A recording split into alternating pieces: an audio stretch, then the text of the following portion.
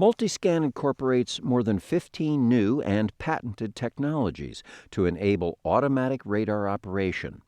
But the three major ones we will examine here are beam-to-beam power comparison, automatic temperature-based gain, and geographic weather correlation. In addition, the new ThreatTrack software described in Module 3 utilizes a track-while-scan capability that will be described at the end of this section. But before we describe these technologies, let's talk about the technical obstacles that must be overcome to build an automatic radar. So here's a question. When a radar beam paints a target, does the return contain discrete digitized data that can be separated into different components, like terrain and weather?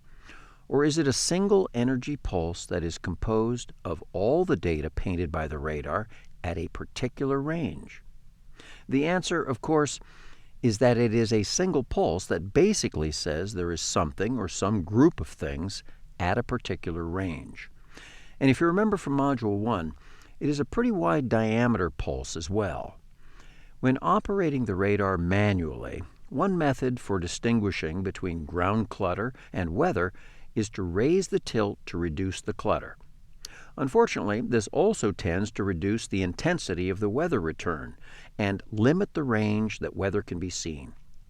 In addition, with certain types of terrain, such as the cliff face displayed here, very strong returns can show up further out on the edge of the beam and unexpectedly introduce ground clutter into the picture, even with a high tilt setting. Cities are even a greater problem because man-made structures are very strong radar reflectors and again introduce clutter into the radar return. The original technological breakthrough for MultiScan was beam-to-beam power comparison that enabled the radar to eliminate ground clutter. MultiScan eliminates ground clutter by first using an internal terrain table to draw a line that is conformal to the Earth's surface. The radar then sweeps the area in front of the aircraft at a predefined tilt angle that is dependent on the height of the terrain. Returns are stored in a temporary memory buffer. A second sweep is then conducted at a slightly higher tilt angle. If we examine the exact same returns from the first and second sweep, we will discover that they have different strengths or power due to the different tilt angles. By doing a power-to-power comparison, it is possible to determine if a return falls below or above the conformal line. Returns that fall below the line are eliminated as ground clutter. Returns that are above the line are considered to be weather.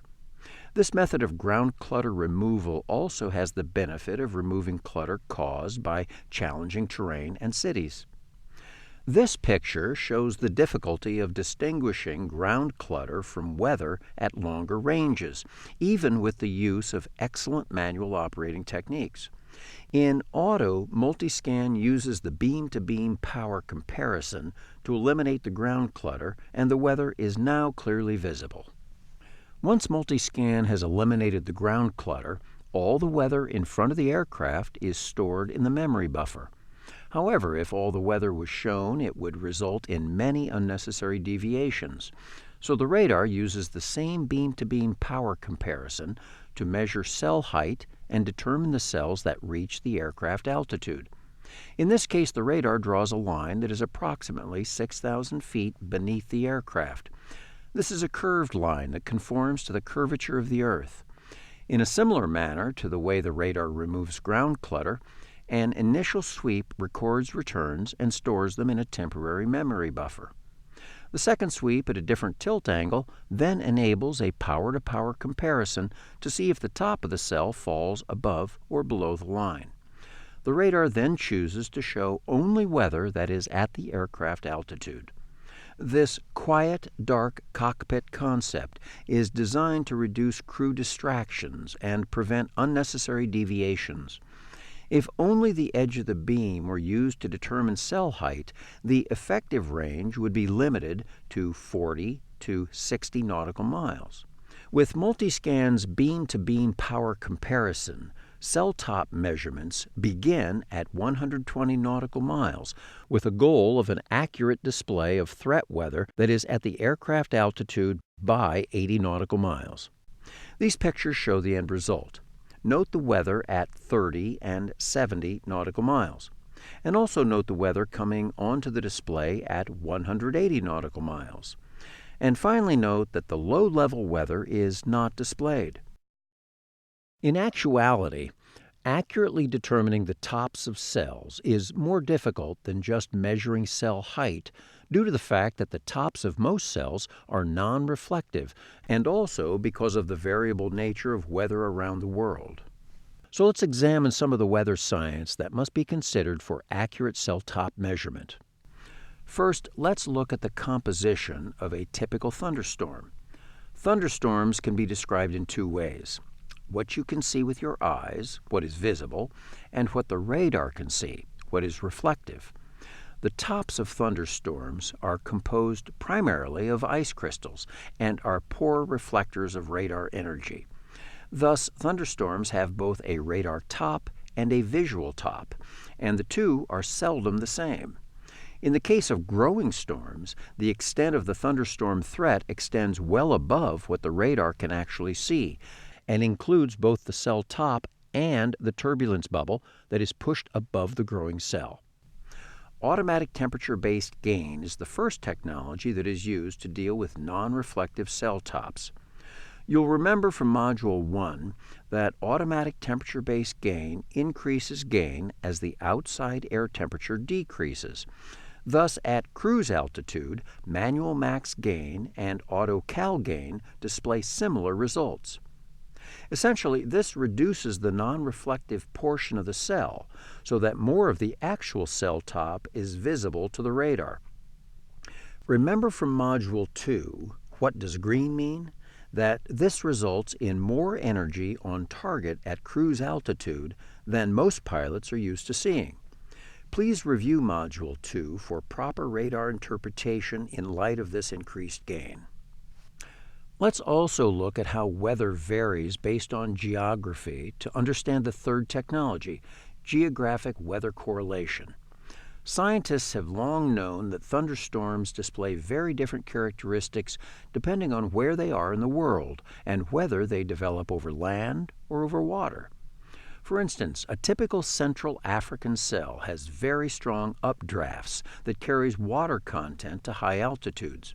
These cells also exhibit significant convective activity well above the freezing level. A Central Pacific cell, on the other hand, might look very similar on the outside, but its internal characteristics are vastly different. Updrafts are not nearly as severe, and thus high-altitude moisture content is far less. And most convective activity is much closer to the freezing level. This chart is one of many by Dr. Ed Zipser, one of the world's leading climatologists, that depicts the worldwide variation in thunderstorm development. Note that continental land-based cells have strong reflectivity characteristics at cruise altitudes, while oceanic cells have very poor reflectivity characteristics. Equatorial land-based cells fall somewhere in between. Note these weather pictures and how closely they correlate with the chart. The right-hand cell has significant convective activity and provides excellent reflectivity characteristics.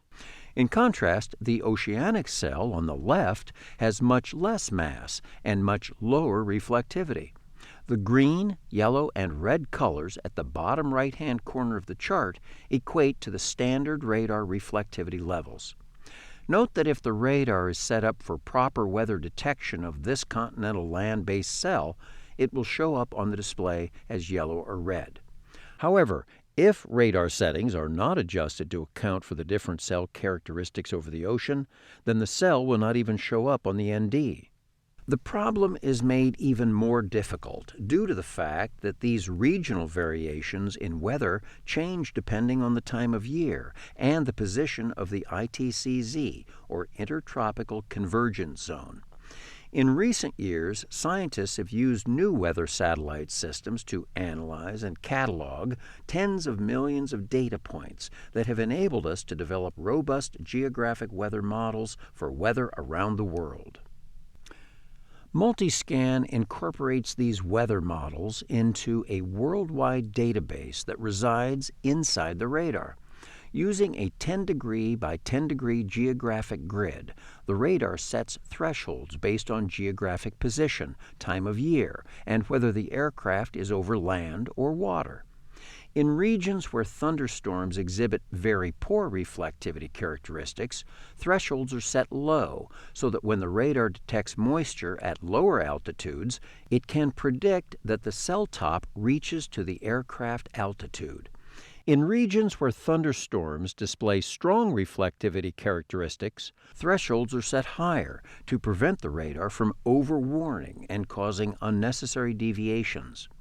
Thus, thresholds are matched to weather characteristics in a particular geographic region to determine the actual cell height and to best display the actual thunderstorm threat.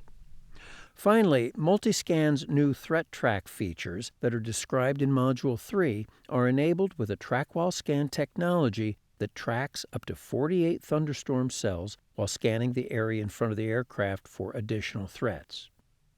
The radar determines each cell's relative threat and then schedules individual cells for detailed analysis in order of threat priority. The vertical sweep used by the radar essentially produces a nowcast of the storm's relative severity. Essential elements that are used in the threat evaluation include severity and height of the convective activity in the cell, temperature, cell growth rate, and upper-level winds. This analysis then enables the directly measured and inferred MultiScan Threat Track features described in Module 3. In summary, MultiScan Threat Track radar contains a decade's worth of technologies that drive the radar. But the four fundamental elements are beam-to-beam power comparison that enables ground clutter removal and cell top measurement, automatic temperature base gain that allows the radar to better see non-reflective cell tops, geographic weather correlation that enables the radar to better predict actual cell tops in the different regions of the world, and track-while scan technology that enables detailed thunderstorm analysis and activates the threat track warnings.